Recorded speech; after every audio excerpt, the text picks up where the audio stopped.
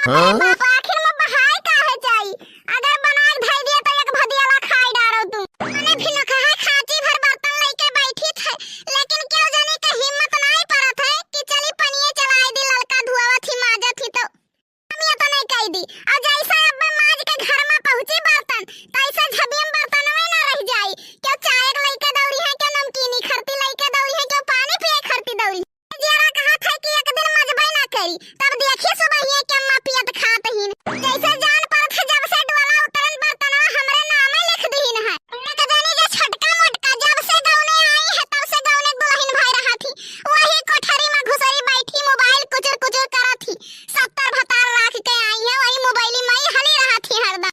हाँ? जान लियो जाय के जवाग लगाई दियम ना तो तोहरे मुंह में एको बार छोड़ी ना आई छटकी। एका तू जान लिहियो चपर चपर तहार मुंह ढेर चलत है ना, पकड़ के झटवा नेवाई के मारी।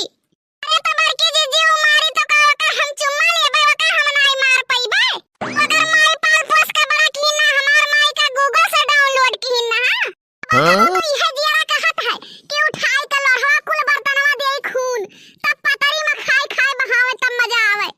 तो तू लोहवा खून हम तहार मुहा खून देई, तहार मर्दा बर्तनवा खरीद के नहीं लावा है, दाम हमार मर्द लगाए है। तू है काहे